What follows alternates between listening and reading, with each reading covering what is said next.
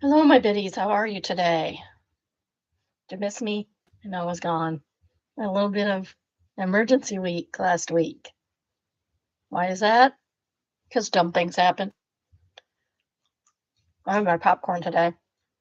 So, early Monday morning, my son's house caught on fire, like 3 o'clock in the morning. Weirdly, I was awake while they were dealing with this. They didn't call us or tell us or anything till in the morning. When they called to tell us that they wouldn't be bringing the kids because they were tired. Of course they were. One little switch in your house can cause you all kinds of problems.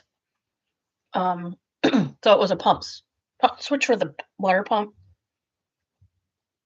went bad in the middle of the night. Luckily, everything worked correctly. Electricity was shut off automatically. Fire department was called automatically because they have security at their house. Which I haven't told you about one of those. Um, so yeah, that happened. So Monday I ended up not having the kids, but I also didn't have anything set up. So I did that on Monday, like I do sometimes. Um, and then Tuesday I planned to be on and discovered I had a pest problem. So that didn't happen on Tuesday. Wednesday I did my normal grocery shopping, like I normally do. Thursday, I thought I was going to be on, still dealing with the pest problem, but my daughter switched all of her um, clients from Monday to Thursday. So I watched kids on Thursday. They do not seem traumatized at all by the fire, which is good. I imagine that the firefighters like really made them feel welcome, as they do. Luckily, it wasn't a big deal. My son already had the fire out by the time the fire department got there. Um, what else? So that's what I did on Thursday, and then Friday I just still trying to get stuff picked up for the pest problem because I got to do a bunch of stuff to hopefully prevent this from happening again. I've been dealing with this for years and tired of it.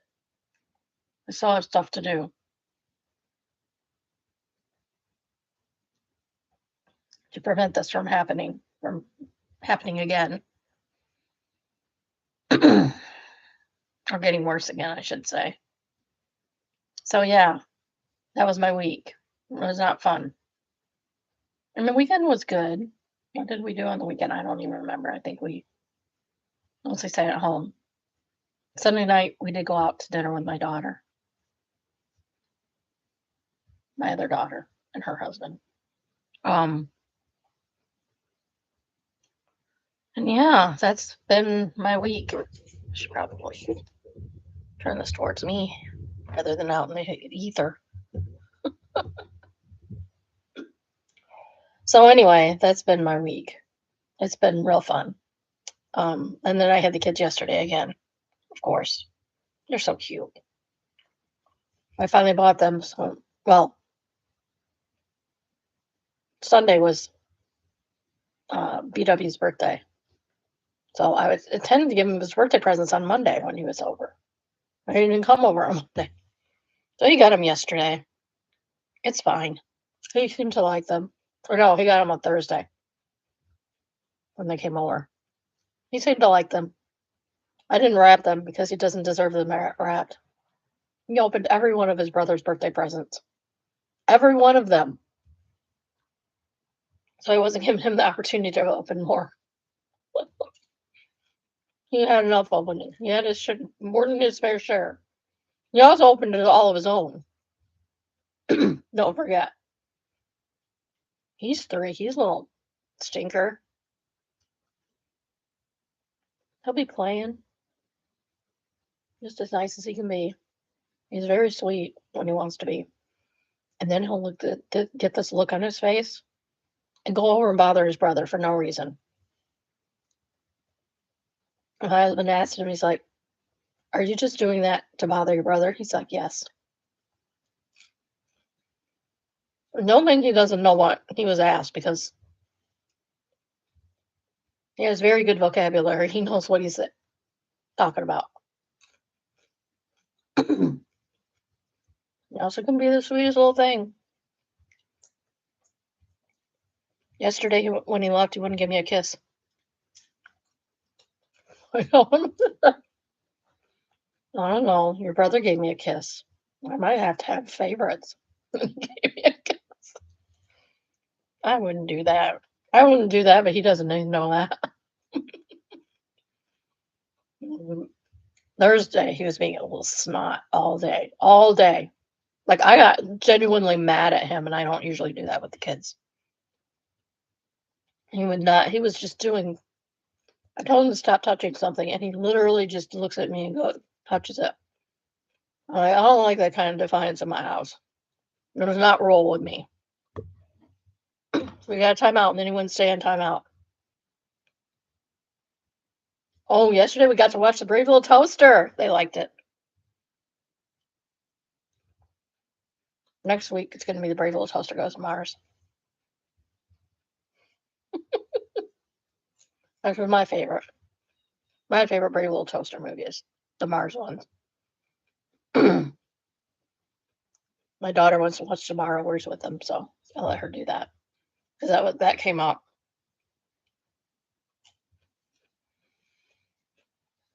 But if you have Disney, Brave Little Toaster Goes to Mars, and the third one, which I can't recall offhand the name of it. All 3 Brave Little Toaster movies are on Disney right now, which has not happened in eons because they had a bunch of copyright crap going on. So I was very happy. Very, very, very happy. Love a Brave Little Toaster. I guess Toy Story before Toy Story was a thing. Only with appliances instead of toys. All right. Tough enough yet? No. The reason I talk a lot is because we have a lot of heavy subjects on here sometimes. And if you give your video a little time, we're less likely to call you on it and take your video down. Like look at the first 10, 20 minutes of it. I got their number. They also changed how they do views. I noticed more new bots today I'm watching. Why is that? Because they changed how they monitor or how they count the views.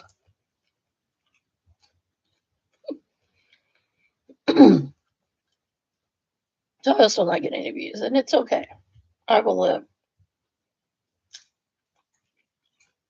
My daughter's not going to be able to watch this video.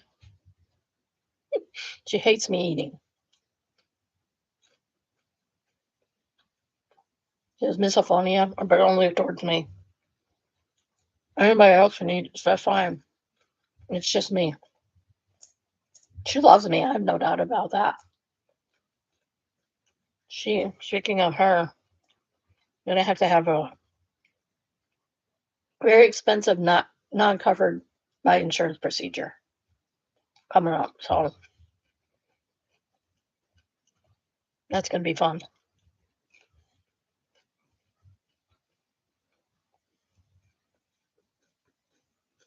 It's a minor procedure. I mean, it's not super invasive or anything. It's not like just having surgery. But it is like, I don't know if that one's experimental. The one she was talking about earlier was experimental. This one I'm not sure is, but hopefully it'll work for her.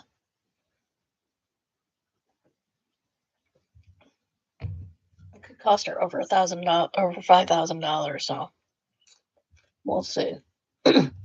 We'll see what happens. She also went to Vermont, which she says is very boring. And she went to Montreal, but we didn't get a chance to talk about that because my husband went shop as usual. He likes to dominate conversations. Can someone else talk here? Even when I was telling a story, he cut in and finished it. I don't know if he realizes how bad he is about it.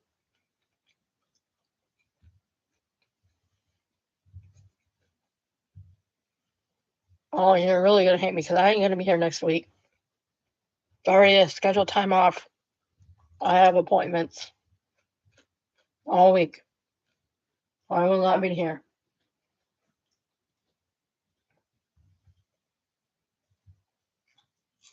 Tell you all about them when I get back. All right.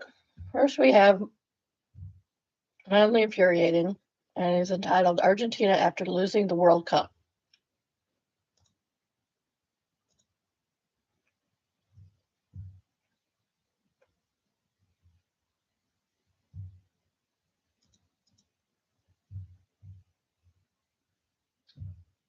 Get that set up here.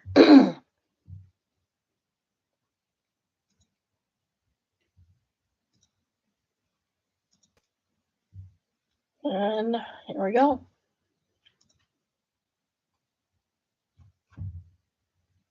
There's no sound. There's no sound. I did turn the sound on. Why are they beating people up?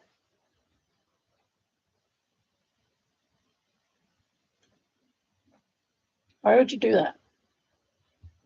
It's so weird.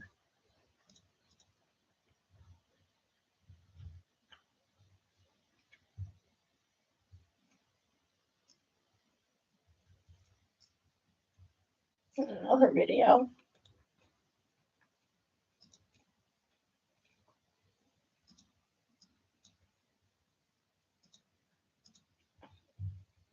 What this was.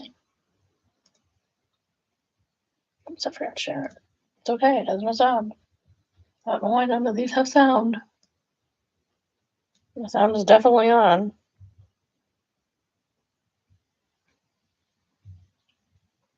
I know it was on earlier, and I haven't turned it off.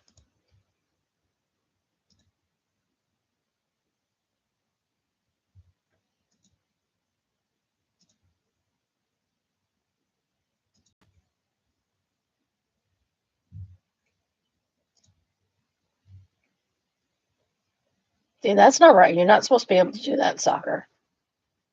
They didn't. Apparently, you didn't even get a yellow card.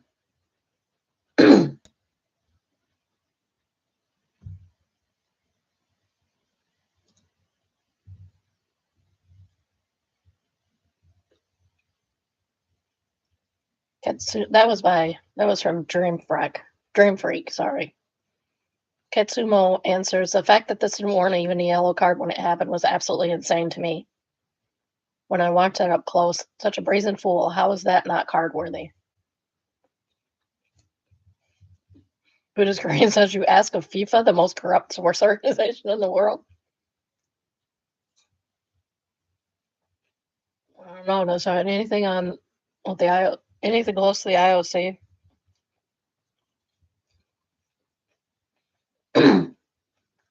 Marsupial No says, quotes, why does everybody hate us? Imagine playing crap football for 100 minutes with one attempt on goal and getting mad that you lost. I didn't watch it, did you? I'm sure my kid probably did.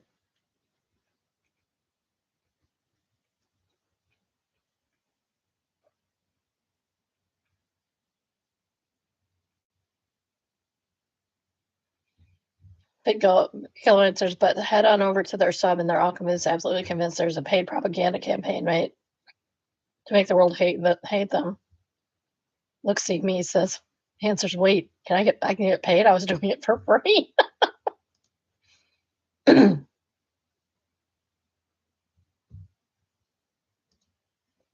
Remember, these are from last month when the World Cup was going on.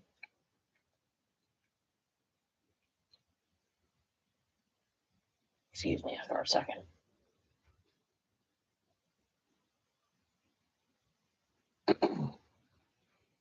That's better.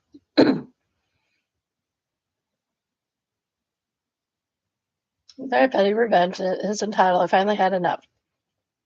Oh, ground. I got my primary Gmail account back when it was invite only. I did too. I still have that account. I don't use it. It's my junk mail account now. But yeah, my husband got an invite for some money and he invited me. So I had it for a long time and got first name, last name at gmail.com as a primary address. Over the years, I found two things. One, I share a name with an indie director. And two, I share a name with a lot of people who have no clue what their own email address is. Yeah, I can see that happening. I never use my own name on my accounts. Just saying. I'm too easy to find. For example, someone in Ireland, I'm in Canada, bought some stuff and I got the receipt with almost full identity theft starter pack in it. There's a sales clerk in the Chicago area who's also dumb as a sack of hammers.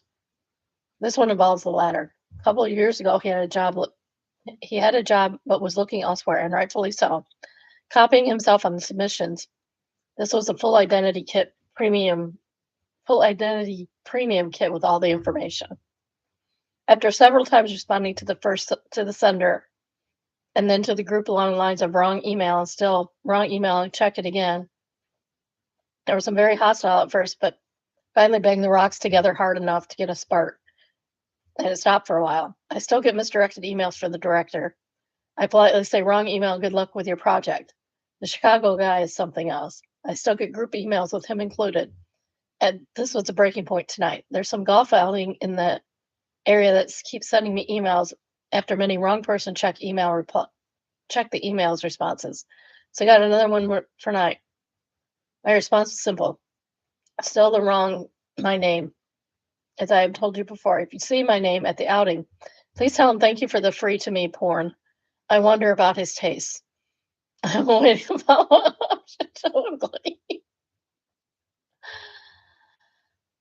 Verse Like Fire says, I get emails intended for a parent to a tween in Alabama. I kept replying all to say I'm not the intended recipient. Please double check your actual person, etc., with no luck. What finally did it was the tween's friend's parent sent me an invite to a birthday party. I replied on the event wall where everyone could see that they need to be more careful about who they invite to a 12-year-old's birthday party, because I'm obviously not the person they want showing up. I haven't received any emails for that particular shared name person since. Jim Ranger says, this is the way I've had similar flurries of messages intended for someone else. It's sometimes hard to get intended recipients' attention. It's gratifying. A little creativity finally gets a result. This happened to me. I got a new phone number, not because somebody was, not email, but phone number a few years ago. And it was my husband's birthday. So all of his brothers and sisters and sister-in-laws are all on an email thread with my phone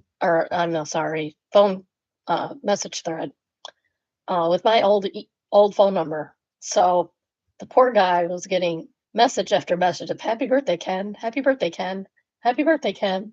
He's like, I don't know who Ken is, but happy birthday. That was great. At least he had a good support about it. I texted him and I told him I was sorry, and then didn't hear back from him. That was pretty funny. I also, at some point,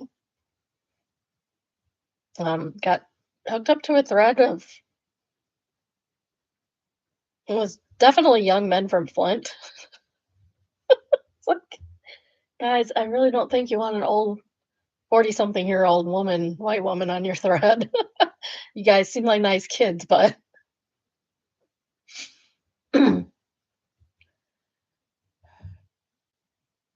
Tona answers, yeah, I keep getting these inane conversations about a church thing. Then they created a smaller group that was just me and 3 others, and they were starting to saying something honestly insane crap. I'd already replied all to them saying I don't want to get the emails, but it didn't work. Screenshotting the snotty, mean side chat and sending it to the entire group saying, whoa, Christians are insane. Look at this crap. I CC'd the pastor in their main info line. which it turns out goes to a bunch of volunteers who are on the list. Not only have I not heard from any of them in months, but one of the ladies who were saying things, really mean crap about, reached out to me individually to thank me because she had wanted to leave the congregation before, but her husband had been like, "No, they really like you. You're being silly."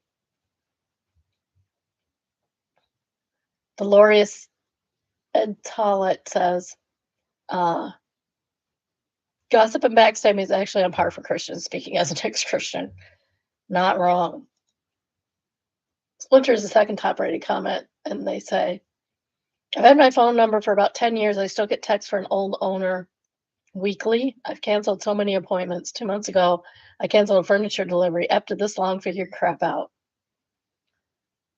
Slide Slim says, I've had my phone number for nearly 25 years. I still get texts for some dude in the Knoxville area who does real estate work.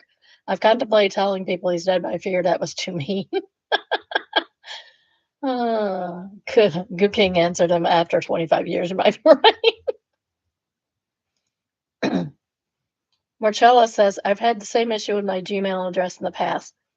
One time I got a draft of a marketing document a guy had tried to email to himself, presumably to work on it at home. How do you not know your own email, dude? Incidentally, I was in the same broad industry, but on the other side of the country. I edited his document with suggested changes and sent it back to him. He got a kick out of it, and we became internet pen pals for a while. That's nice. That's really cool. I like that one. Next, we have Am I Overreacting? It is entitled AIO. During my book club this weekend, one of the husbands asked me to stop coming because of what we read, and I said no. Wow. Wow. I'm part of a neighborhood book club who's been meeting for about a year. It's mostly women in their late 20s to early 40s. I'm the only guy. We rotate houses every week, and honestly, it's been one of the better ways I've met people since moving here. The club recently got into dark romance. It wasn't my suggestion, but everyone voted on it, and that's just where the group ended up. And that's fine. No subject should be off limits. We spent most of the meetings talking about character development, plot, whether the MMC is actually redeemable. No big deal, right? I'm friendly with everyone and will hang out with anyone outside book club. I know a few of their husbands from saying hello if they're around before or after meetings, but that's about it. After our meeting a few days ago, I was loading a folding chair into my car. One of the husbands came outside and asked if he could talk to me.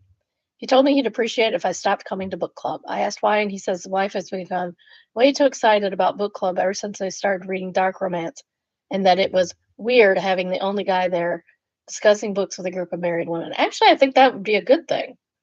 I always wanted when I was in mom's club, I always wanted a guy to join. They were loud, just to break up the monotony and have a different perspective on things. I laughed at first and genuinely thought he was joking because some guys can be funny like that, but it turns out he wasn't joking. He said he wasn't accusing me of doing anything inappropriate, but the whole situation made him uncomfortable and that it would solve a lot of problems if I just found a different hobby. I told him I wasn't there to flirt with anyone. I'm there because I like reading, and everyone in the group voted on the books. I enjoyed the discussions. I also said if he has concerns about his wife's interest in fictional, morally questionable men, that's probably something they should talk about together. And then he gives the emoji. He got annoyed and said I was intentionally missing the point. I eventually just told him I'm not quitting book club because you're insecure about fictional men. If it's that big of a problem, just join. Now I'm wondering if I should have handled it differently. I don't want to create tension in the neighborhood, but I also don't think it's reasonable to ask to leave a group that I've been part of for a year because he's uncomfortable. I also have a Dubro. It's a top right comment. They say, look, man, now my wife expects me to read, okay? To read. Stop making her think men do that. Hope he says LOL facts. Charlie says, this guy missed the biggest opportunity for great sex ever. Read book, do what guy in the book does. This is caveman easy. You should have offered him the spark notes. We did run into that, remember? The girl liked romance books and her husband doing started basically acting out the stuff in the books. I mean, it could work. I found out recently that my newest daughter, um, and I have the same taste in books for a lot. I probably have more broader interests, but her, we're like right there together. It's cool. We've read a lot of the same books.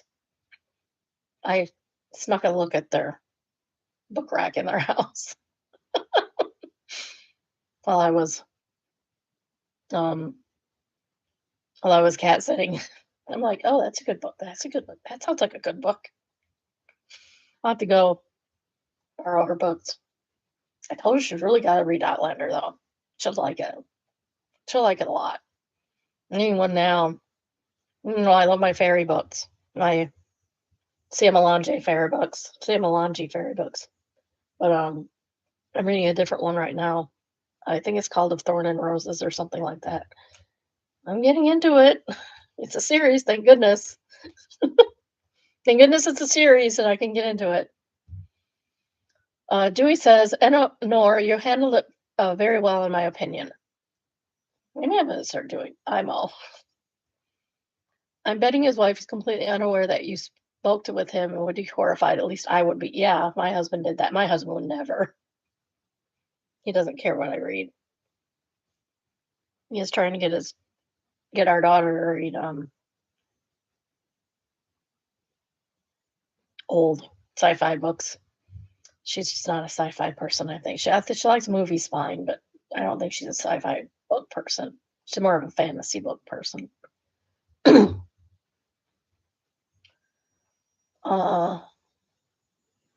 Opie says he's trying to find the right way to bring it up. And Long Jumping Pig says, I had a husband like this. I guarantee he's already been giving her hell about this group and accusing her of things when it comes to you. Please do not call her out in front of the group. And he says that low-key pisses me off, which is legit. Thurman Merman is a third top-rated comment, and they say, what a loser, jealous of a book. Wow, I would have laughed in his face. I don't get people who are so insecure that they have limits of what their spouses can do. Like, if you're that insecure, should you even be married? Okay, Patient says, I don't know. I don't think he's jealous of the book characters. He's jealous of OP and suggesting that OP is a threat by being present. Why is he jealous of OP? It's so immature. Long Jumping Pig says, yeah, he thinks they're all going to jump the first man they see after talking about the book. His mind is in the other. It's probably a projection for how he would act in a similar situation.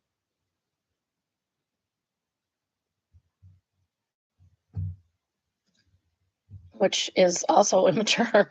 It's crazy. Which is not only immature, that's crazy. That's cray.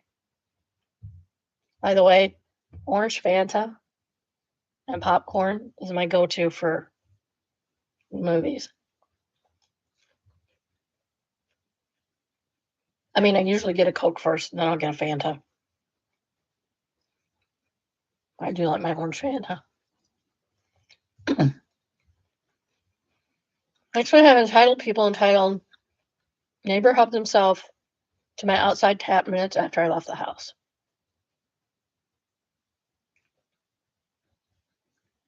I popped out for a bit, and literally minutes after I let the neighbor wander into my backyard, hooked up his hose on my outside tap, and started filling his pool. The audacity. Got the whole thing on camera. Good for you. He used my water for 30 minutes without even asking. When I went around later, he at first denied and then changed the story and apologized with a pretty rubbish excuse. Honestly, I couldn't believe someone would think that was okay. That's not. It's theft. That's literal theft, especially if you're where I am, all my neighbors' water comes from the same source. It doesn't cost us anything other than, pump maintenance and stuff like that. If you're in town, that costs money. That costs real cash. And usually that's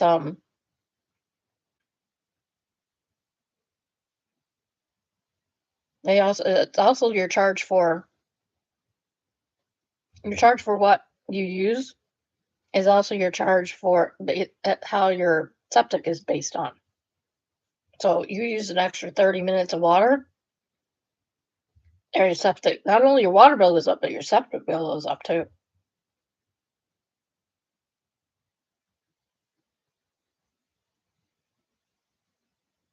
I've now had to put a padlock on my outside tap because apparently that's what it takes. Anyone else dealing with neighbors like this, what would you have done? And flushing to charge them for it. Changing uses with a crime, it's theft. Exactly.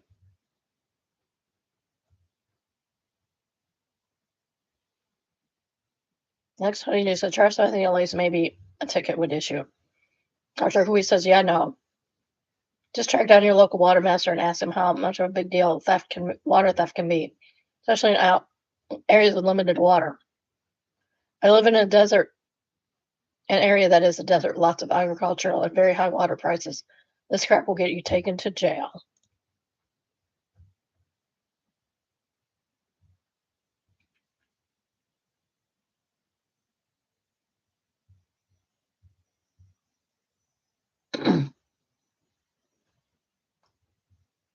My current boss was shocked when the area he moved from, he paid $160 every 3 months and living alone. He now pays $230 a month for water. The only thing that offsets it is when we have the third cheapest electric by county in the nation being so close to the Cooley Dam. So yeah, it can cost you a lot of money. Second top rate comment is from Practical Camp, and they say, in many jurisdictions, this is an actual crime. You can call the non-emergency line and report the crime and have your neighbor issued a federal trespass notice, especially since they have it on video. To be clear, your neighbor stole something of value. They did this so you would pay the water bill for their pool. They're not your friends. They are not good members of your neighborhood. They are thieves who are willing to steal from you and should be treated as such. If they don't own the home, contact the landlord also. Reddit says, Caesar says, I believe it's called theft of service. It applies to anyone stealing your utilities.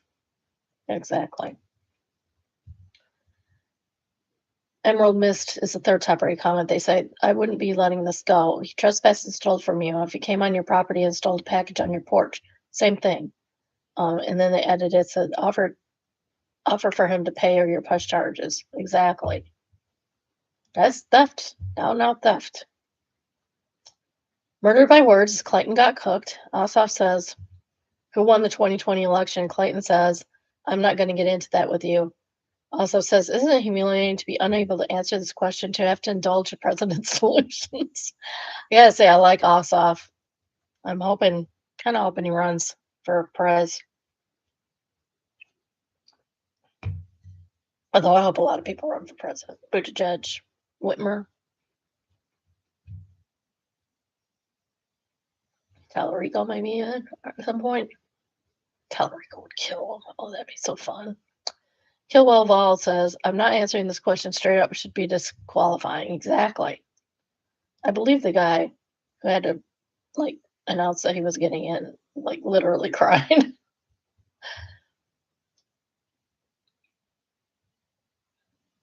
Negative Positive says, is up, up, and down, down. I'm not going to get into that with you.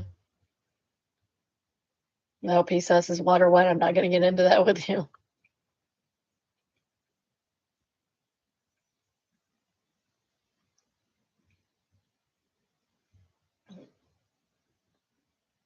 Man Gets Suko says, actually, spelled wrong.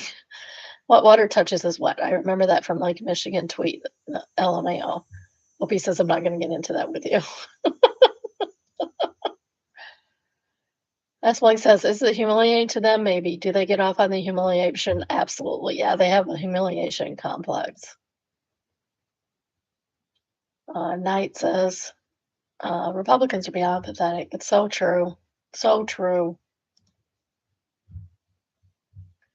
Next up, traumatizing bad. It says kids with packaged snacks for lunch. When my son was in elementary school, I used to pack hot lunches or bentos for him and his sister. Both my kids love my Brussels sprouts. He opened his food jar to eat, and the kid next to him made fun of his veggies. This kid comes to school, packs snacks for lunch every day. And my son looks at his lunch and said, at least my mom loves me enough to make me lunch every day. I mean, Kind of mean, but glad he snapped back. No, that's the appropriate answer for that. I would not get my kid in trouble for saying something like that. If somebody's picking on you like that and they're clearly subpar in some way, I have no problem with that. As long as it's not like something that they can like a developmental issue or something like that. Autism, no. Your lunch sucks. Well, your lunch sucks more. And my kids loved Brussels sprouts too, just for the record. Montana Grizz fan says, reminds me of my first day in new high school. The teacher has to fill out a form and tear the bottom part off. A boy behind me complained because he didn't have the little holes to make it easier to tear. I said, do you mean perforations? He teased me for using a big word. I hate it when people tell me I use big words. Like, go look it up. It wasn't even that big of a word. I looked at him and said, are you seriously making fun of me for being smarter than you? He turned bright red and I got a reputation for being the new sarcastic smart girl. Good for you, girl. You go. Black Basement Cancer answers, I love that we would have been friends. I was getting really teased to the point of hounding and bullying by one of my husband's friends over something I can't remember. Our school did a volunteer day for the Special Olympics one Saturday. I didn't participate because I have heart issues and couldn't keep up with the athletes and other volunteers all day.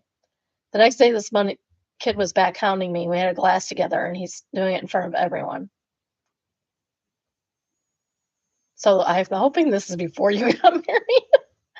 The teacher asked who had gone to Special Olympics, and this guy proudly raised his hand because he's the kind of person who does it for praise and attention. He didn't actually care about the kids. Before I could shut my mouth, I said, did you win anything?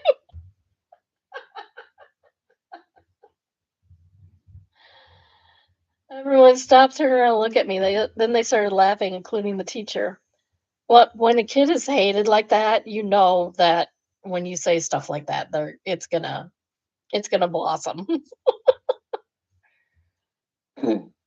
Everyone stopped, turned around, and looked at me, and they started laughing, including the teacher. The boys said they didn't think I had it in me, and got a lot of credit for finally calling him out. They were sick of him too. I still feel bad about making a joke about people with disabilities and apologized to him and the class right after. Everyone stopped laughing. Everyone said it was obvious I wasn't punching down on kids who had special needs. Yes, exactly. This is not this is not punching down on special ed kids. This is punching up on this kid. The guy later asked me to have lunch with him the day before we graduated high school. I paid for my lunch even though he wanted to pay for me.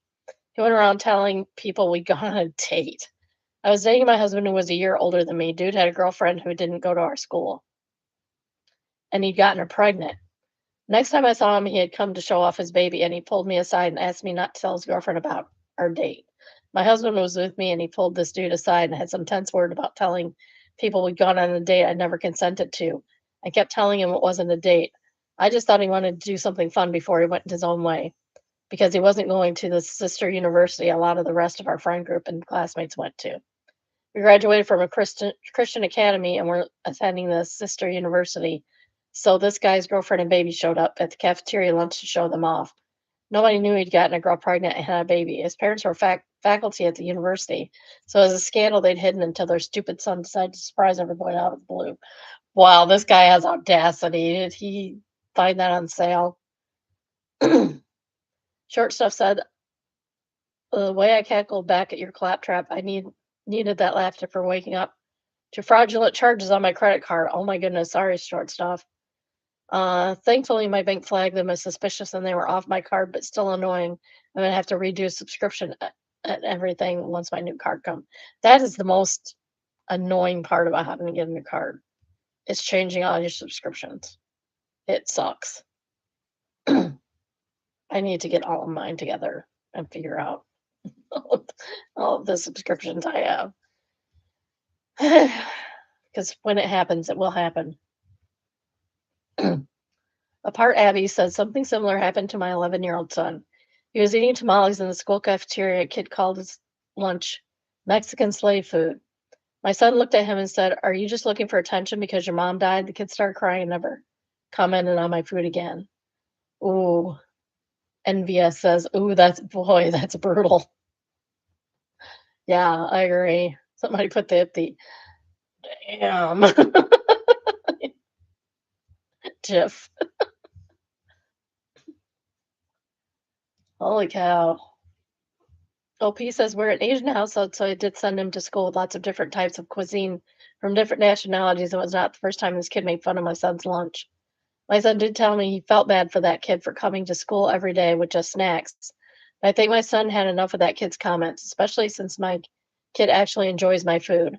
I did tell my son afterward that we would have to have compassion. His parents might not have the time to make him food. That's true. I'm just glad my son didn't sit there and take it. Yeah, exactly. Where I live, all the kids get breakfast and lunch at school. So you don't have to send them with just snacks if you don't want to. And they have pizza like every day. Every freaking day they have pizza. Or you can get a peanut butter and jelly sandwich every day. Tribe answers, I'm Canadian. My kid goes to school with lots of immigrant kids. They almost fight over the ethnic lunches they are sought after for trades. Just like when my tech office does potluck lunch, there's a race to get to the Indian food first. The longest butter chicken dishes last about 2 minutes. Leah Bluefly says, I used to trade a teacher samosas for chocolate. Ethnic snacks rule. That teacher was probably like encouraging her to eat better. So that's a good thing. Frayed Pan says, not my comeback. I forgot where I heard it, but I tucked it away for future use. My kid's bestie was a full figured lad and told me some bullying kept calling him body shaming names in junior high. We live in a rural desert area full of scrawny Caucasian desert rats and tweakers, and this bully seemed to fit that bill. I told him to tell the kid, sorry, my mom spends her money on food instead of meth. He did so with witnesses. The little turd ran off crying after everyone laughed at him. One helicopter says, scrawny Caucasian desert rats are tears in my eyes, man. Oh, don't pick on other people's food, man. What the heck? We're only supposed to snark on food here. Here, not at school, not at work. Here. Not even at home. Next is What Should I Do? It's entitled Sister-in-law offered to clean my house when I have a baby, but only if I pay her. No, that's not an offer to clean your house. That's an offer to give her a job. It's flared a small decision. At least she's not like worried about it. My sister-in-law just started her own cleaning company and offered to deep clean my house while I'm in the hospital having my baby, so I can come home to a clean and organized space. Thought that was really kind and accepted the offer, only to be told that since your family won't charge you the full rate. I was caught a little off guard, and because when my sister-in-law had kids, I helped her out with many things in her postpartum period: childcare, meals, housework, transportation, and never once asked for compensation. I was just happy to make her life easier.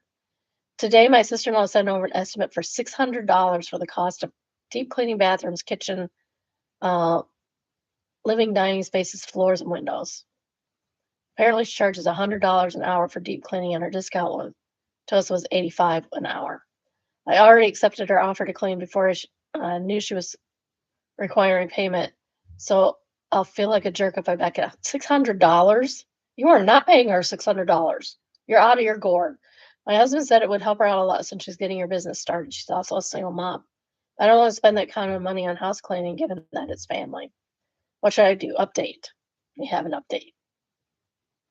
My husband told his sister after gathering additional info, $600 seems overpriced for a one-time deep clean, especially since she wouldn't even be doing the whole house.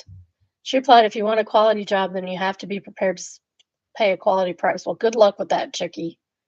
Plus, it's not like you can't afford it. He told her, and we misunderstood the situation and thought she was offering a kindness to her, similar to the things that I did after the birth of her kids. She said, I'm a business owner now, and I can't just give away my services for free.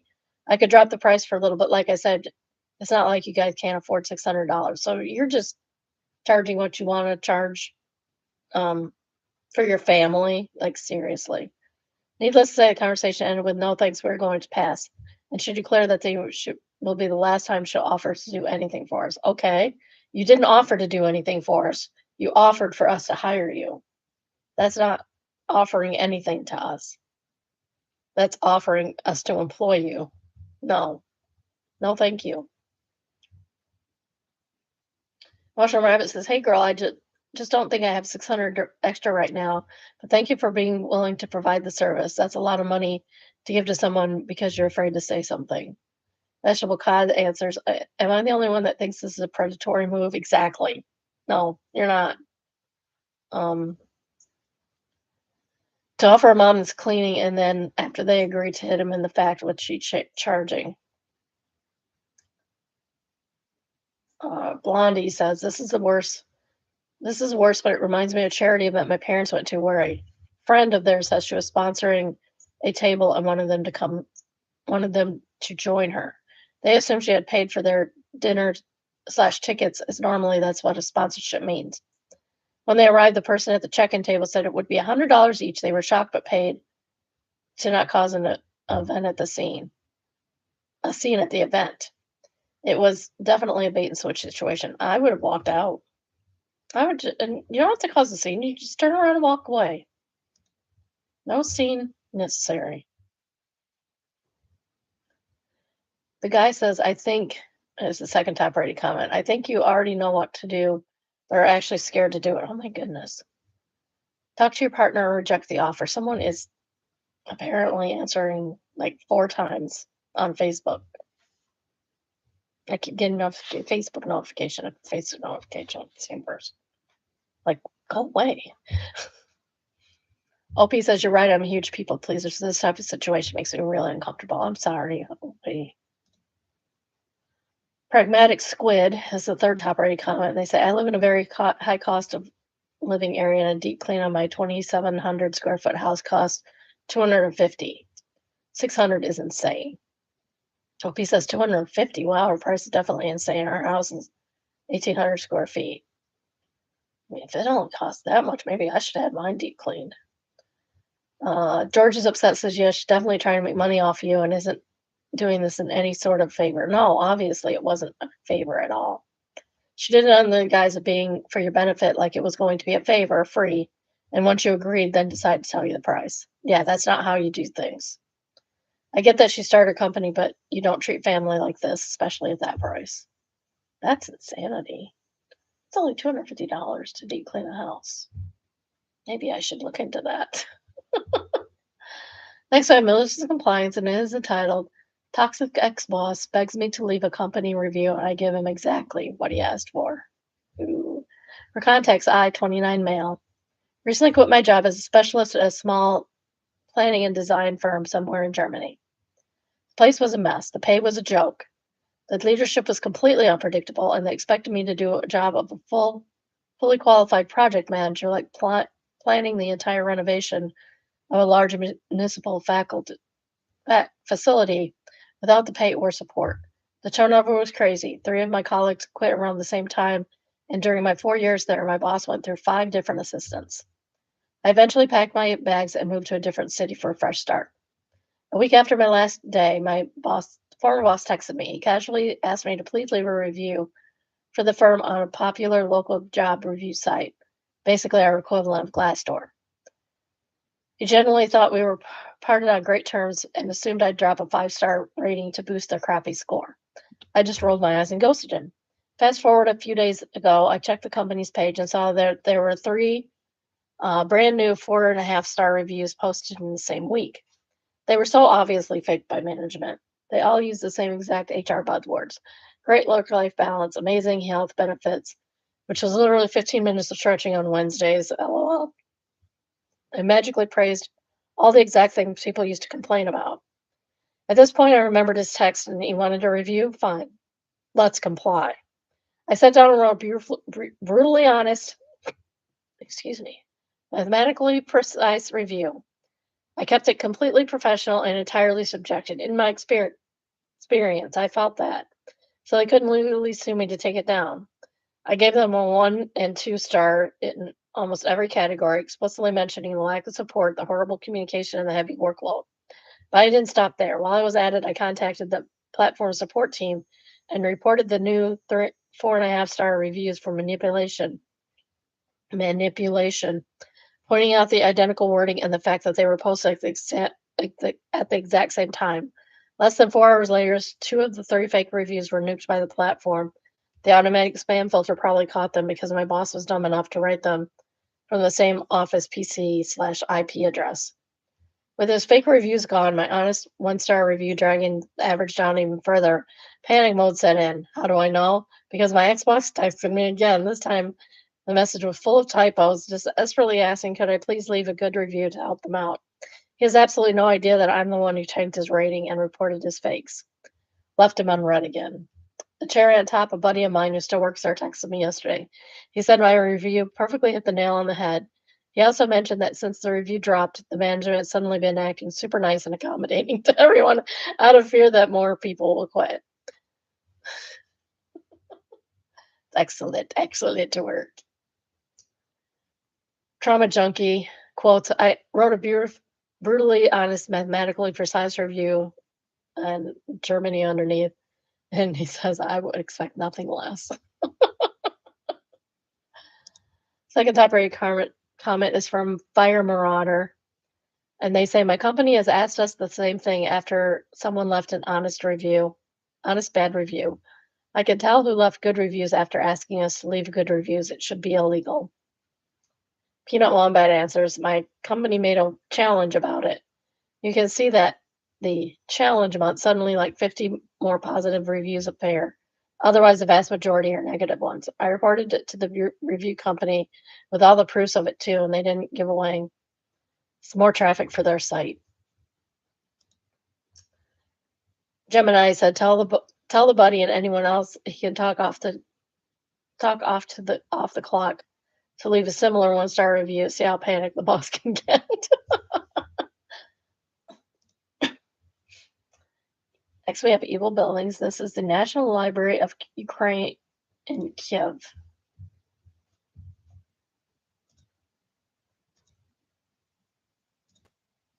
Is it evil or is it just plain? I think it's just plain. What do you think?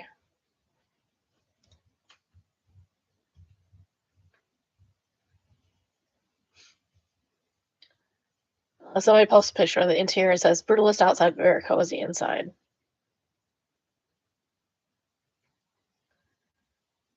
Don Baraki says, this is my favorite building in Ukraine. I went to every room of this building since 12 years I lived in Kiev. I have to admit, being a foreigner, plus having a special job that helped me go to some of the rooms where it's usually impossible to go. That's cool.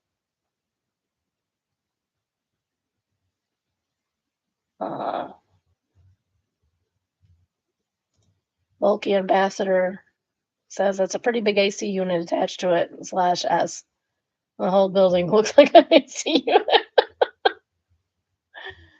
Earth Inside us says still there. Apparently, yes, it is. Well, that's a good. Now it'll probably be bombed because it's getting attention. Next is AITAH, and it is entitled WIBTAH for asking my daughter's boyfriend to stop having dinner with us. Yes. My daughter, 21, has been dating this guy for 24 for 2 years. It's fairly serious. He's from Mexico and has been in the US since he was 3 years old. He has a strange phobia of not wanting anyone to see him eat. It's real. I've never seen this kid put a bite of food in his mouth. Despite spending a fair amount of time around him, he's thin but doesn't look unhealthy. The problem is when we will take them out to dinner occasionally for holidays or special occasion, he orders a full meal. He will cut up the food, push it around the plate, but not eat any of it. Then after the meal, he would donate his leftovers to someone else. It's even worse when we make home-cooked meals and they come to dinner. He does the same thing. He takes a full plate of food, pushes it around, cuts it up, makes it look messed with, but he doesn't eat any of it. Then he will scrap all the food into the trash afterwards. So don't have him not come. Tell him, if you're going to order a meal, I would like you to take it with you when you leave. If you have food at my house, you don't have to even eat. You can sit at the table while we eat, which I know is considered rude, but this kid has an issue, and that's okay. We accommodate issues. And then send him with this plate of food when he leaves. Get some bento boxes and fill them up and have him take it with him. And then you don't know if he throws it away or not. Maybe he doesn't. Maybe he does. Nobody cares. Then you bring Clean bento box back to you. I'm starting to get enraged over this. This seems silly. He wastes a horrendous amount of food. I can't stand the money wasted when we buy him expensive restaurant meals that go completely uneaten. It's even caused a few scenes with the waiters asking him what's wrong. Do they need to change his order?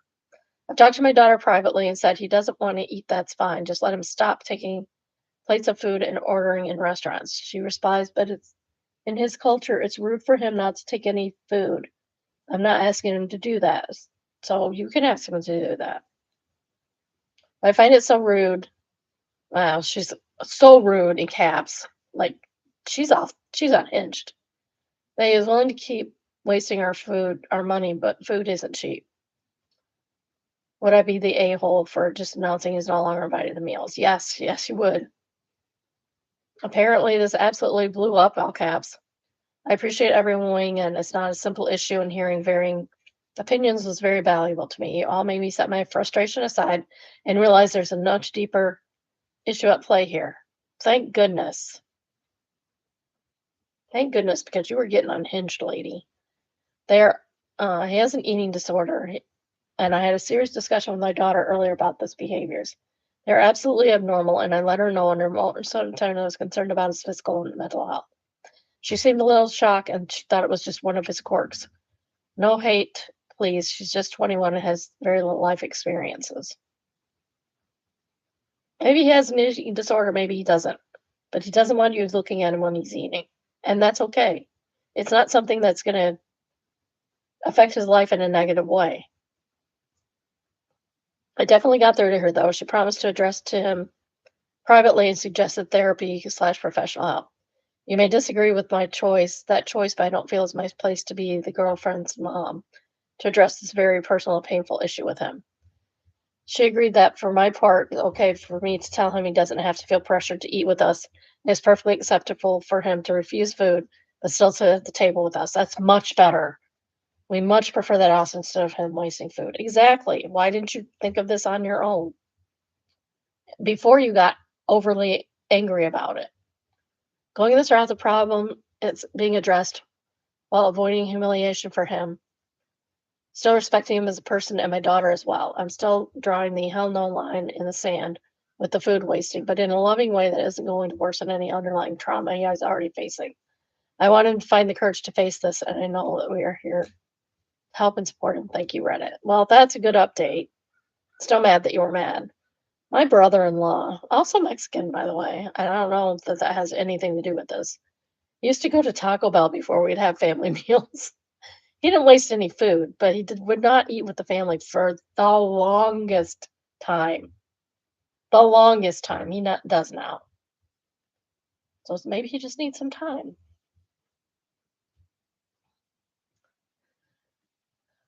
Toesmonger says that somebody from Mexican descent, I'm pretty sure that his own family would have a huge problem with wasting food. It's not a small subject in Mexico where food poverty is real. Chango PDX says this my wife and I stay at a bed and breakfast in Guanajuato, and the host asked us how many tortillas we wanted for the next morning. He explained that the staff absolutely hates when food goes to waste, so they only make as many as necessary. My only thought is odd, just so my big Jalisco family that hates wasted food is also a thing in other states. Boyfriend has something going on. OP says, I'm wondering if this is part of it.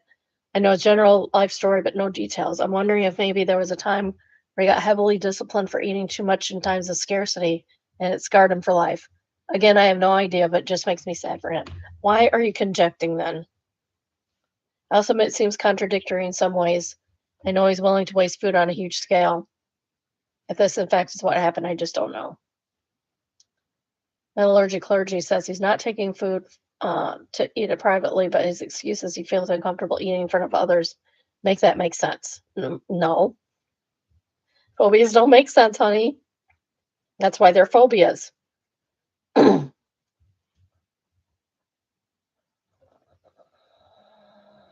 Second top rate comment is from Mizzou, and it says there are no cultures in which it is rude to refuse food, but not rude to waste it. And as someone who has made a major eating disorder as a teen, this is concerning. Nose Cone says, moreover, he's been in the U.S. for 21 years. Since he was 3 years old, American culture is his culture, at least a large portion of it. That's true, too. Periwinkle Fox says, yeah, my parents and sister were all born in Romania. I'm the only one who was born in the U.S. When I tell you that even my immigrant family members are Americanized, passed a milestone last week where my mom finally properly used the fake nice voice at a drive-thru. She always sounded like she was mad at them. Your poor mom. Point being, if you've lived in America long enough with this man, and this man in the story definitely has, you can't simply deny you've become American. When he was 3 when he moved here. My sister was 5 when she moved here. She's so Americanized you wouldn't know she was an immigrant, if not for our family and last name. Even though Romanian culture is our culture, a majority of it is American now. My parents sometimes speak to us in Romanian and we respond in English. It's kind of funny to think about. Oh, I love your mom. That's so funny. And then we have Wendy's ad, and then we have no loquat is the third top rated comment. They say, be kind and stop inviting him to dinners. Surely there are other ways you can spend time with him that doesn't involve food. Yeah, but that's difficult to get around because so many of our celebrations are food related. Um, I hope he's okay. Oh, maybe we should have done that. Maybe we should have checked for an update. Should we check for an update?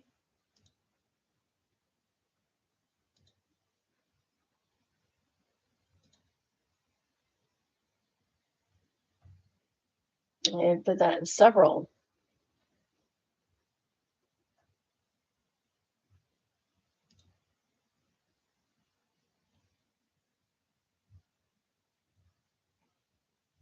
They are very prolific. Prolific.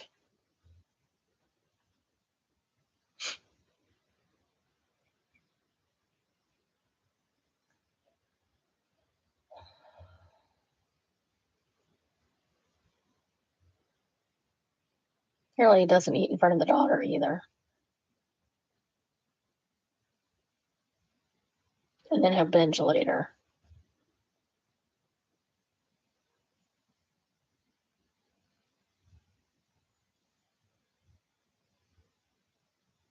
So we don't have another update. It's worth a look. All right. Next, we have Neighbors from Holland is entitled Neighbor Filed Lien Against My House. That is not an LEAN lien.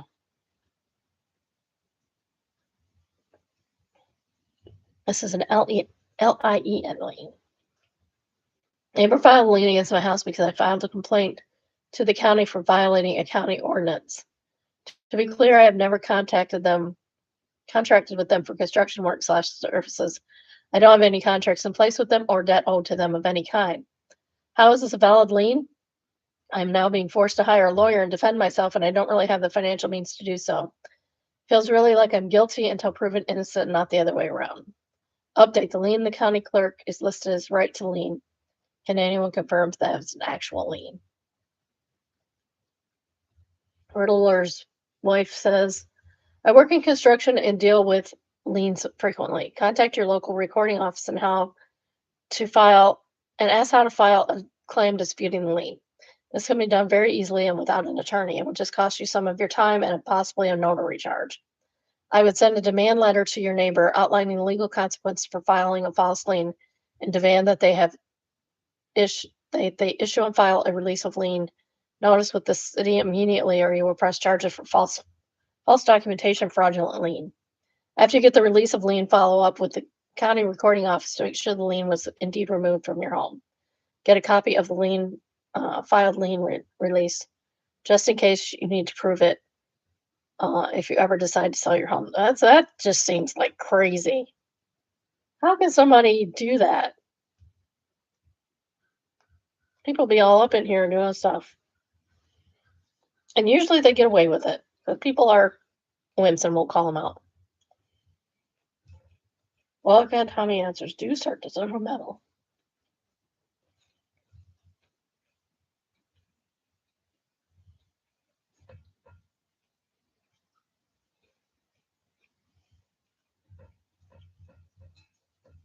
Tony Soprano's alive.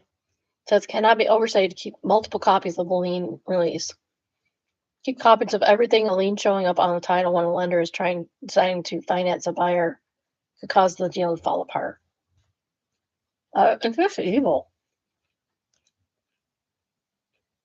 Those physical and digital copies in multiple places. Yeah. Put one in your kid's house or somebody else that you trust.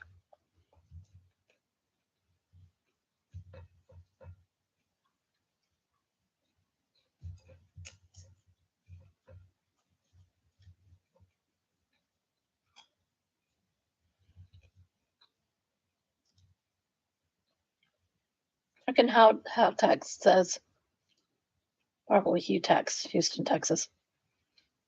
The lien would have to be accompanied by a contract and include a signature of everything on the deed, at least in the state of Texas, in order to be valid. Start by pulling a copy of it and check for fraudulent documents.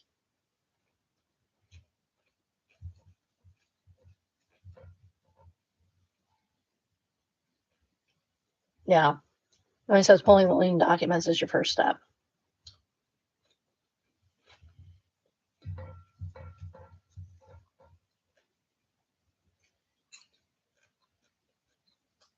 I can't even imagine somebody just out and out just putting a lien on your house. That's crazy talk.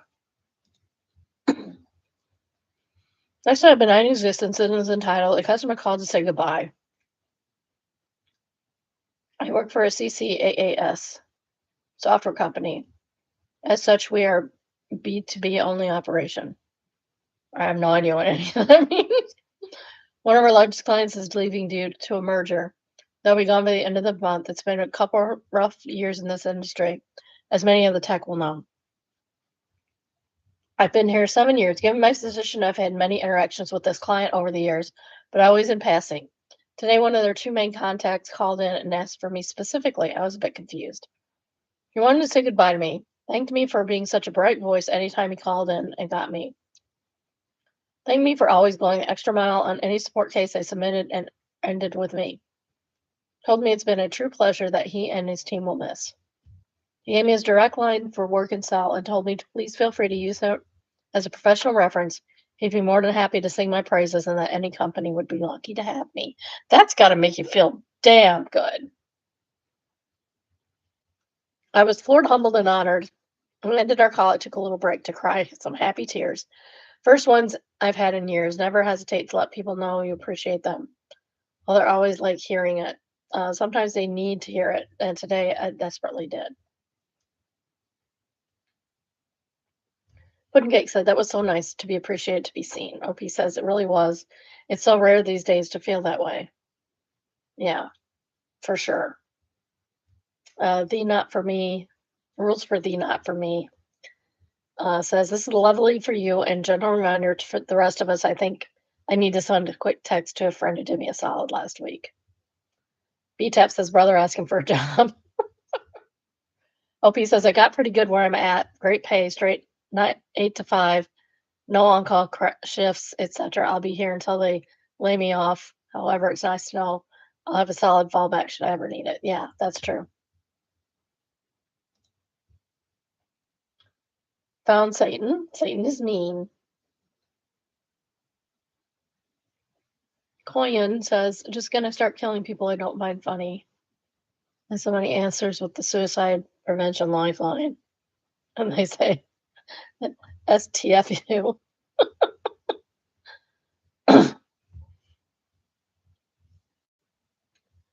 Arranged sweetheart systems. It seems like a murder by words candidate. Not really.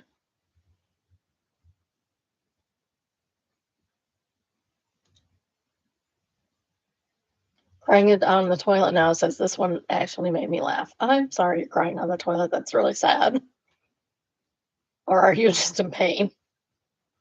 No zombie said burn so hard they had no comeback. That said, this is pure BS. It actually didn't actually happen. I don't know. It might have. You never know. Just know Mill, entitled Mill is so used to her daughters letting her do whatever she wants with their kids that she was not prepared for boundaries when it comes to mine. Wow. My husband has two older sisters. Both have several children of their own. Here's my little thing. Yeah. Oh no. Oh no. Lost my little toy. I lost my little toy that I use to like keep me from wringing my hands all the time. Well, that stinks. Maybe I can use a gnome. No, gnome's too hard. Gnome is way too hard. Where's my little thingy at? Not up here. She disappeared. Well, that's really sad. Now I'm sad. Well, I'm like super sad. But we can clap. This is something that the kids brought over and never took home. And I'm sure the parents do not miss it a bit. Yep, I'm a little guy. Is he on the floor? Oh, he's on the floor. Found him.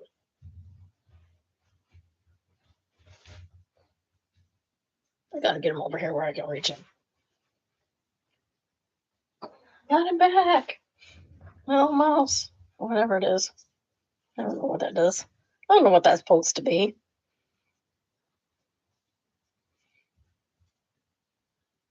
He's a cat.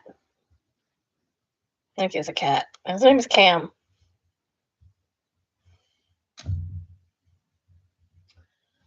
Okay, I'll start over. Or at least I'll start over reading the text. My husband has two older sisters who both have several children of their own, all several years older than my daughter, who is the youngest grandchild. Since usually the mom is the default parent who oversees the visits and whatnot, my mother in law has been very used to not really having any boundaries when it comes to her visiting the grandkids and being able to do whatever she wants without much pushback. My sister in law would tell me that Mel would constantly appear out of the blue at her house with no advance warning or even permission, just expecting to be let in to see the kids, no questions asked. And this is why I don't like going to my daughter in law's house to see the kids ever, unless I'm invited. You got to invite me over. Because I don't find their house all that comfortable for me. It's cold in the winter, hot in the summer. I don't have air. It's fine. And their couch is extremely uncomfortable for me. I'm very short, and their couch like ends. If I'm sitting on the couch, my feet will dangle off the edge of the couch because it comes to like my mid calf. It's very uncomfortable, and I can't like lounge on the couch because that would be rude.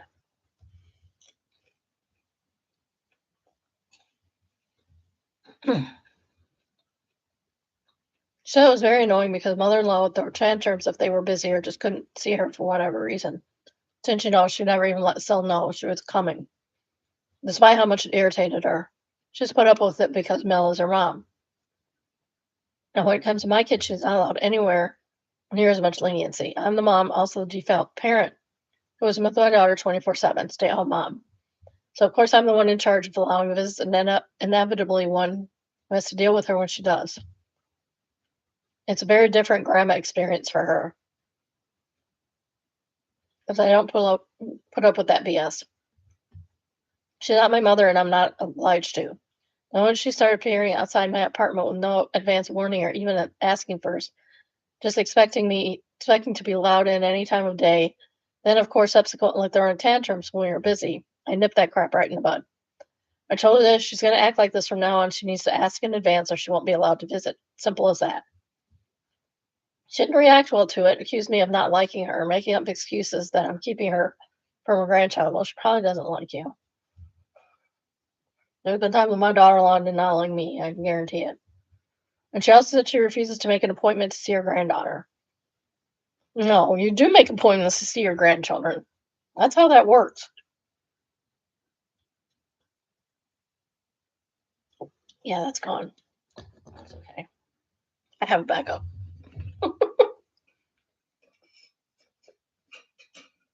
That tastes weird. That tastes weird. Don't do orange with tea. No.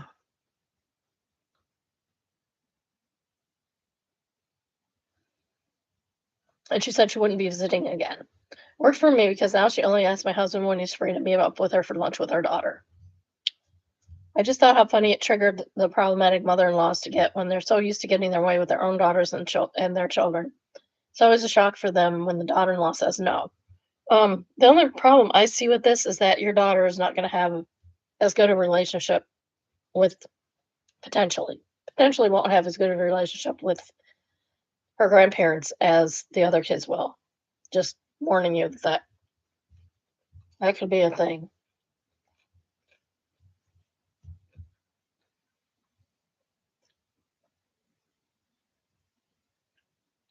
I just thought it was funny how triggered these problematic mother-in-laws get when they're so used to getting their way with their own daughters and grandchildren. It's always a shock when the daughter-in-law says no. She also treated my husband differently from his sisters growing up. He was the one expected to help her with everything and to be her emotional punching bag, basically. Whereas the sisters were not, so as a result, they're much closer with her than my husband is. Hence, he doesn't give a crap if she's mad either. Well, it's good. Where's that little clapper? Yeah, those things. Good for the husband.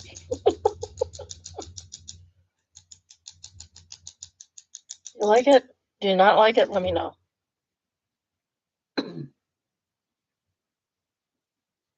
Rudy Martini says, OMG, you and I are the same person. This is my exact experience with mother in law, except my Sil is now pregnant with her first. So my 11-month-old twins were her first grandkids. So, of course, I'm the devil. My husband smashes back at her as soon as she throws these tantrums. And now he's going to tell her next tantrum will go no contact. His siblings cater to my Mel because they don't have kids, let alone twin babies, and can't empathize with us on her behavior. Express truth answers. They will know soon enough. That is the truth. Paschetti, I love that. Paschetti says, nice. It's also great when your partner is on the same page. Love these stories.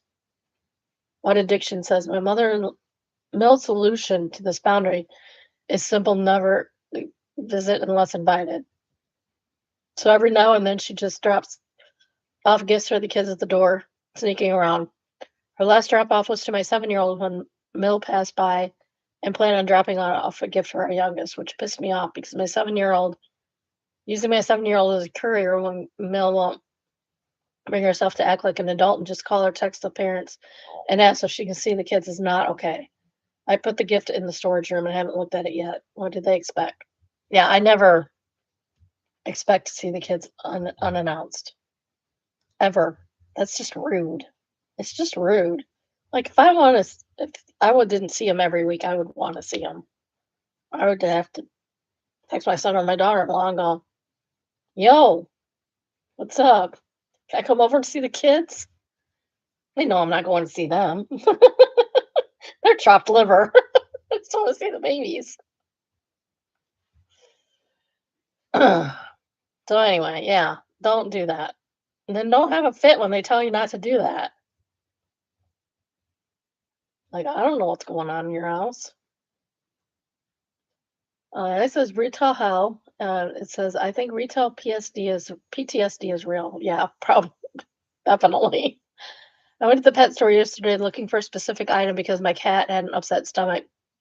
I looked all around the cat section. I couldn't find it, so I decided to go and ask someone. I found the guy, asked him if he was busy and could he help me find something. He said, sure, what do you need? And I told him. Then he took me up front and he started looking through the bins. At the same time, he was wearing a headset and was walking. I was talking, I guess, on the headset. I'm hard of hearing and I didn't know whether he was talking to me or not. So I asked, are you talking to me? And he said, no, you're all good. And I said, okay. Once he was done on the headset, he looked at me and said, thank you for not yelling at me. I was like, yelling at you? Why would I yell at you? You're just trying to help me. All I can say is look past between us. And I said to him, there's a lot of anger out there. And he just nodded and I felt awful for him. He did find me the item and I told him he was awesome. And he put his fist up and I fist bumped him.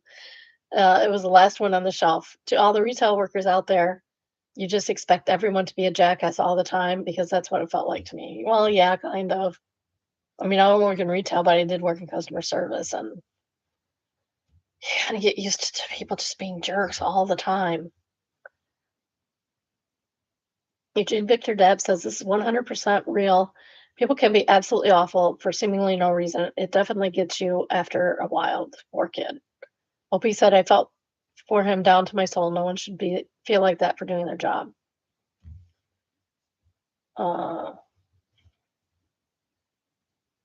Kiko says, yes, we have been trained to expect that. Opie says, I'm sorry, it shouldn't be anyone's reality. Entire Ambition said, I had an early 20s, late teenager guy brace himself for yelling at McDonald's.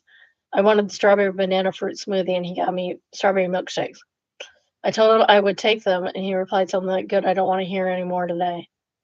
It's frustrating because even when you try to confirm you're heard right, people will snap at you. So you just try to hope that you heard right, and then they won't snap at you. Try not to snap at people, but most likely they don't hear me right. Like, it happens all the time. Like, my husband heard what I said. I asked for a bacon cheeseburger. Why are you giving me a bacon double cheeseburger? It's not that difficult. Aussie Nick says, you probably made that guy's day every now and then. I serve a really great customer. It never fails to cheer me up a bit. Oh, that's nice. Try to be the good customer most of the time. I try not to get mad because I know they're busy. But sometimes it's frustrating on the other end too, you know. This is from Infuriating. It's entitled The Video of People Stealing from New York Deli was selectively edited from a 20-minute compilation video. These are the people that didn't make the cut. I wonder why. So we did see this, I believe, a while back. It was all Black people stealing from this restaurant. I did go back and look it up. And I think I put a link to the original, if I remember correctly. If I didn't, I intended to. So these are all the people that did not cut on that very first in the video. That guy.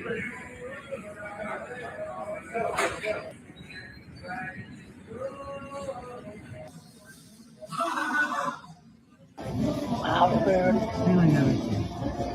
That one, that old guy was the very first one.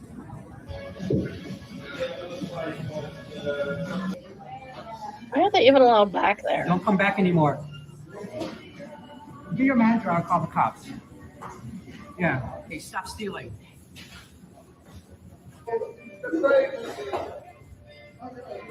He's stealing.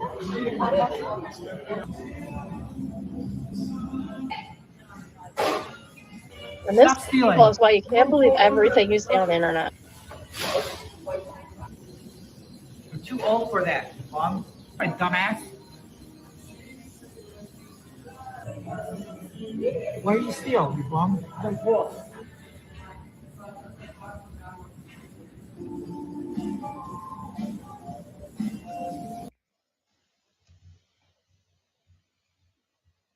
So if you were being racist, now you know you shouldn't have been racist.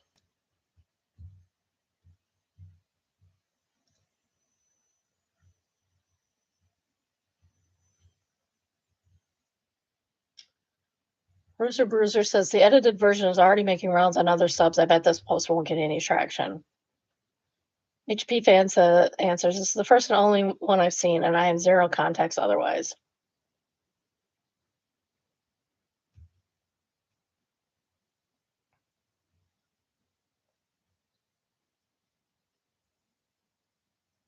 Everyone I saw was commenting Black fatigue, like somehow personality affects them in some way.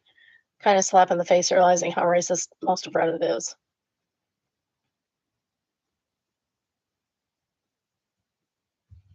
No, it's not the majority of Americans are racist. And no, it's not the majority of voters either, because the majority did not vote for him.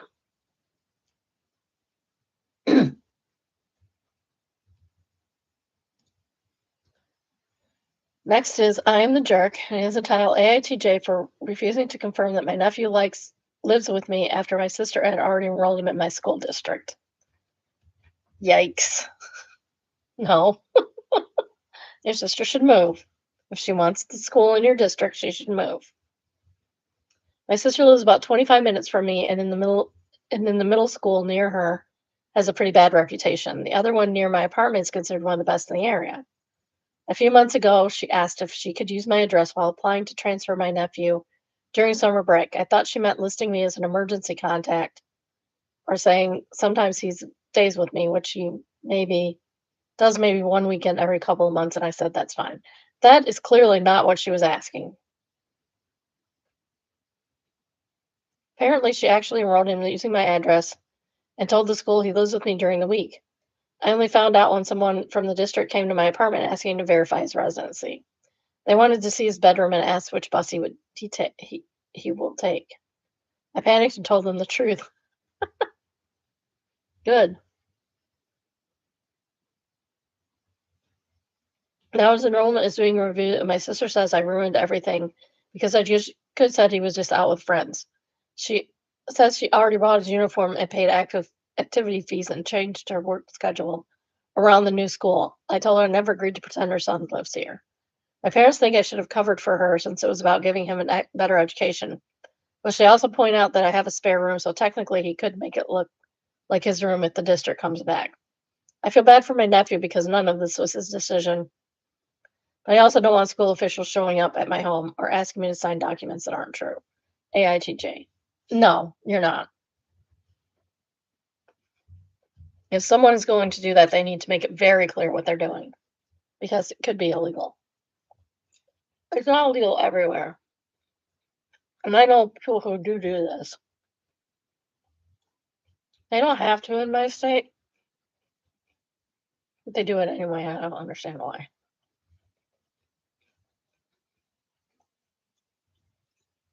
They have school of choice here. Archie Walker is a top rate comment. And they say, geez, I didn't realize that school districts actually send people to your doorstep to interrogate you and inspect your home for proof that a youth lives there, right? Perfect State says, I've heard of them doing it when I was in high school. I attended one of the top ranked public schools in Los Angeles. They use a lottery system for people that lived outside the immediate area to attend. A lot of students would apply for the lottery, but not many would get in. I knew a few classmates that actually got kicked out for it during the first week of school when they came to do an in-person check as they had used someone's address that didn't actually live there. Nuwanda also answers, my local school district does this. There was a huge scandal where a small pool of football players on the team were found not living in the district. They lived 45 plus minutes away, cost the football team their D1 title. They had won because several students weren't supposed to be on the team. It came out because some parents were pissed that their kids didn't make the team.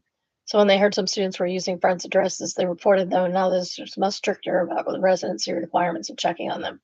There was a scandal when I was in high school, or right after I graduated from high school, maybe. The bigger school system was not accepted as it's still not good. So the parents were apparently sending their kids to a smaller school district, and we didn't have school of choice then. This was in the 80s. And they found out about it. Somehow it got out that these kids were coming from the other school district. A lot of them were playing sports at the little school. It was a very small city. So the state decided that they had to let kids from that district come to their school. And then they decided it was unfair for any extracurricular after school activity except sport, the big sports, of course. So they didn't have drama club. They didn't have any after school activities except sports. It was really sad. It made me sad for my friend that they couldn't participate in stuff like that because that was my saving grace in school.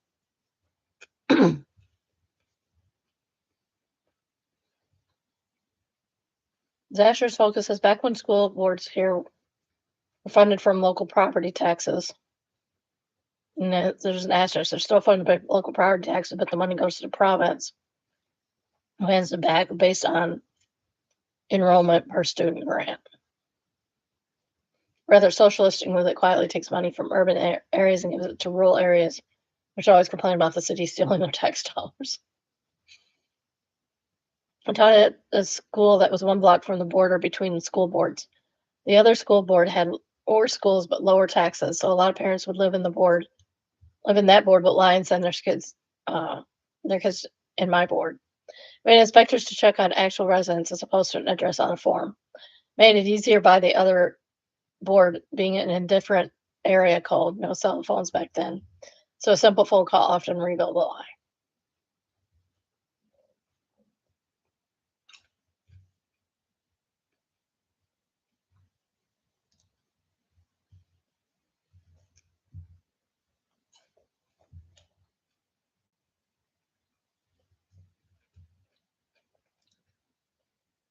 I mean, I specifically only lived in certain school districts because I wasn't playing that game. Next, we have expectation versus reality. I'm not even going to tell you what it is. I'm just going to show you because it's been revealed a million times. Would you like a nice, comfortable caterpillar for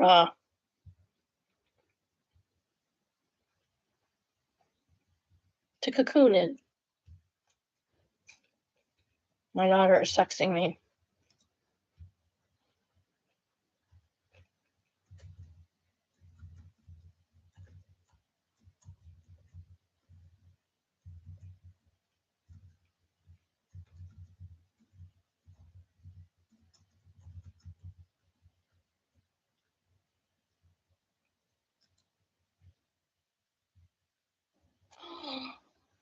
Dolly Parton just died.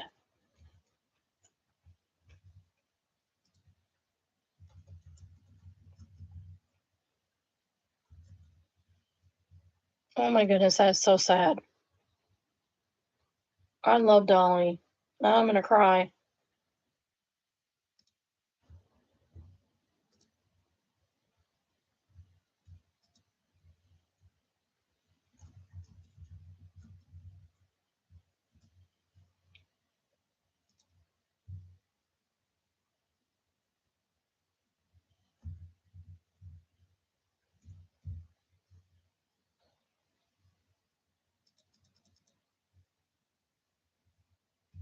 Oh, we need a national funeral. I can't believe it. I can't believe this. Oh my goodness. Let's get this stupid caterpillar off of here.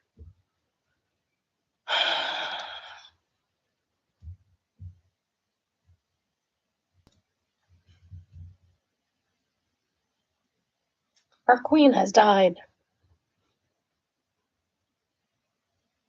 I knew I would take this hard. I love her. She was one of the most prolific songwriters in history. You know this, right? My goodness.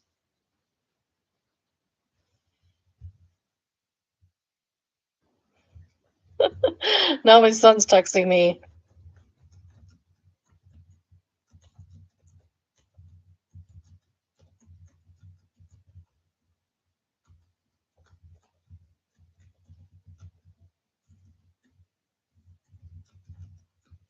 My kids know me so well. I love them. Oh, I don't even know what to say. The light has gone off in this world.